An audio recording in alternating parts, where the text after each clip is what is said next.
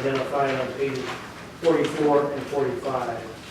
And so my intent is not to go through the details of that in terms of the specific costs. I think we looked at that, and we'll be looking at that again as well.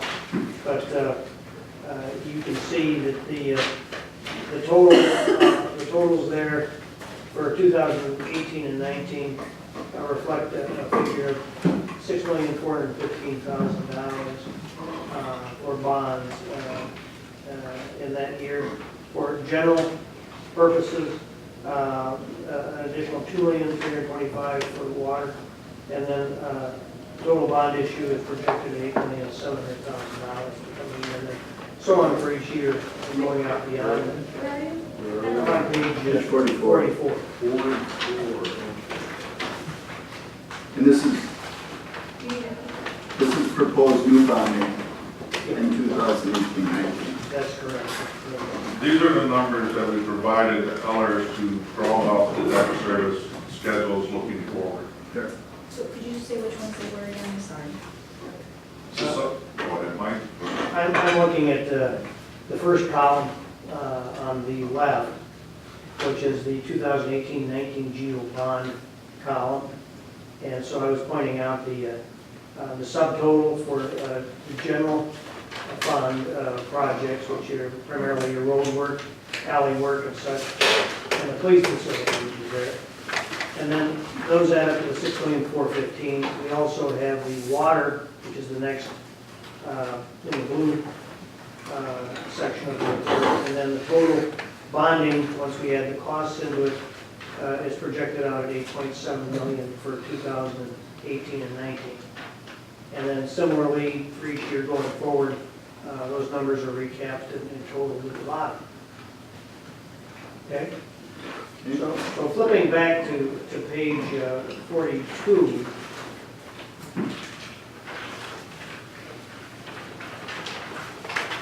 what we've got here is the existing, starting again, of course, in the left-hand column. We have the payments of existing principal and interest on the debt that's already on the books of the village. And so, for example, in 2017, there was $5,408,000 that had to get paid for principal and interest. We also had a 2016 sewer revenue bond issue, which is, again, for sewer purposes, unlike the general obligation debt, the underlying security for that form of debt is strictly the user fees for the sewer fund. We also have some general obligation debt that was issued for sewer and water, and you're still paying for that with utility fees, but you're offsetting the tax levy that would otherwise be required for a general obligation bond. So when we look at going forward, for purposes of presentation, we consolidated the total payments here for general obligation debt for future years' borrowings here through, that includes the projects listed on those back pages that I just mentioned. So the total principal payments that would be driven for the general fund portion of the debt obligations are indicated by the principal column in that GEO bonds category. The interest cost for all of that is indicated in the interest column. And then we have now also broken out water and sewer costs.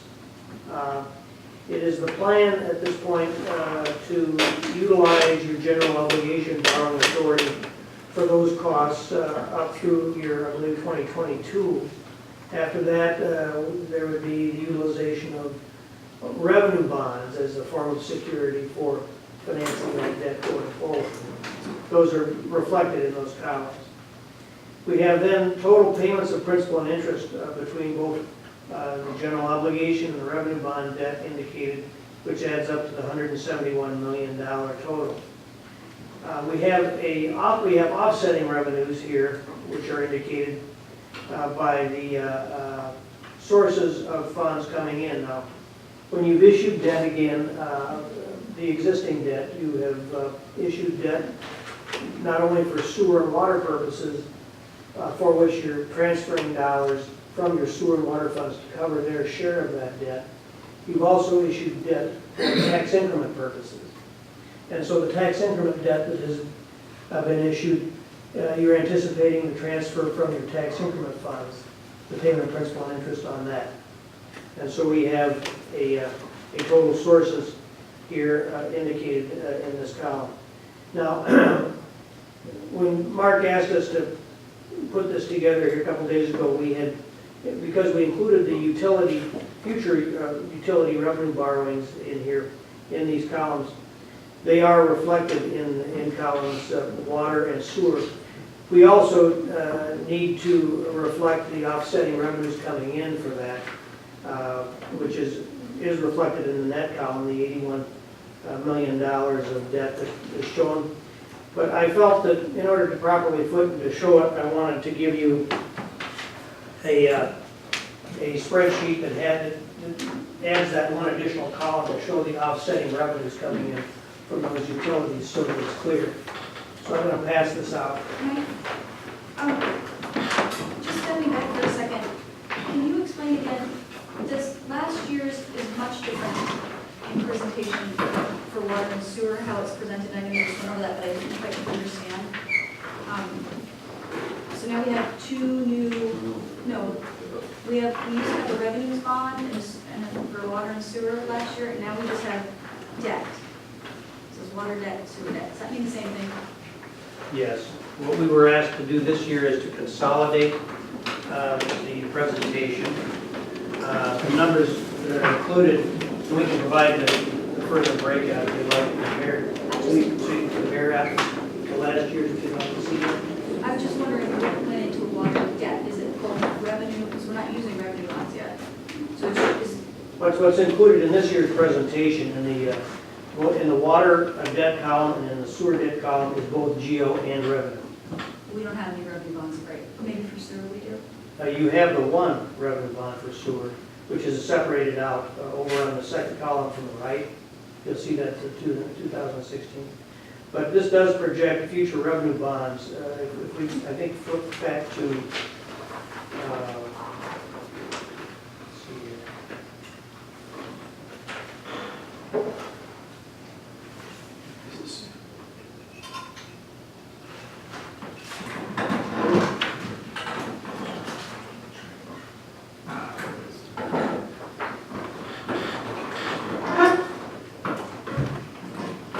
On the last page of the report, page 45 of this year's report.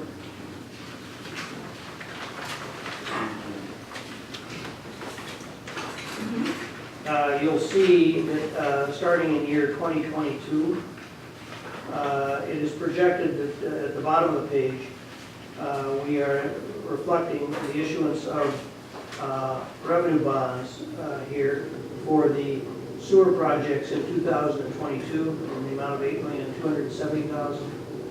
And in 24, 25, and 26, 27, we've got both sewer and water revenue issues reflected in those years. Those issues are included in the debt payments schedule on page 42 in those columns, in the water and sewer columns. So, for instance, for water debt, the total line, for geo, it's pretty much the same as last year, it fluctuates a tiny bit. But for water, it went from total. What page are you on right now? I'm back on page 42. If you go down the water, it's at 8.6 million. And we were projecting 14.7 last year. So it looks like our expenditures through water is gone down by.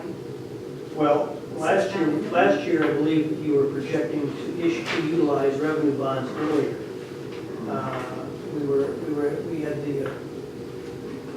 We had some of the revenue bonds earlier, but But the total. the total should be there.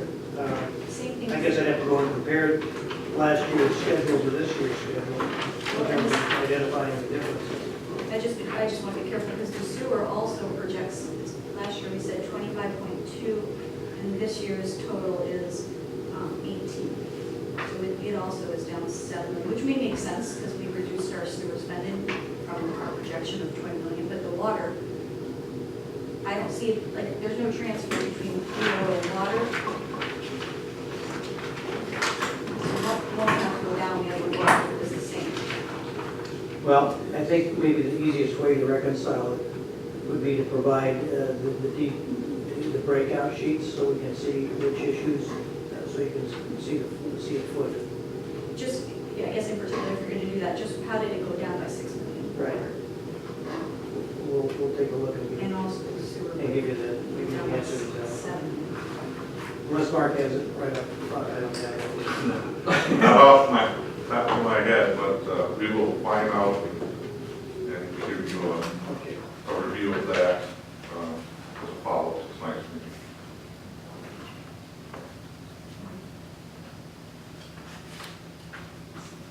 I'm making a note of it.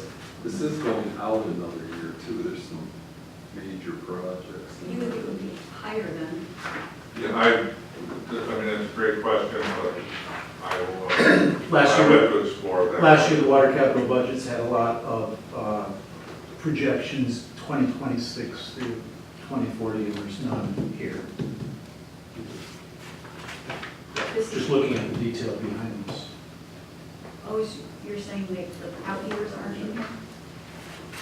This That goes, makes this goes some for sense. 2027 only. And this goes all the way through 2047, actually. Well, the payments go through 2047. The borrowing is through 2027. I think that, and again, we'll do a reconciliation for you, but I think in last year's, we had also incorporated some debt that was outside of the 10-year window, just for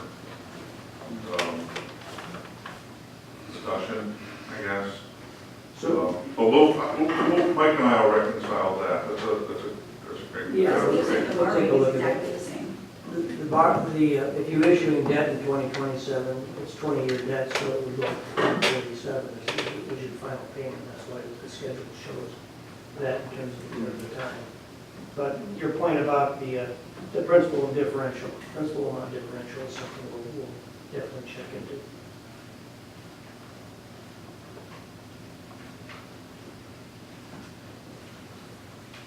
Other questions before I proceed? Okay.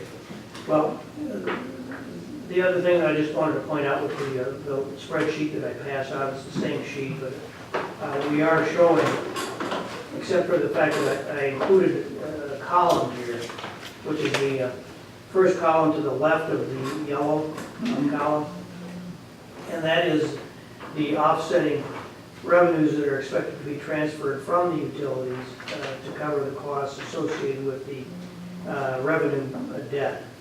So ultimately, this spreadsheet is also projecting tax rate impact of debt for the GO portion of the debt.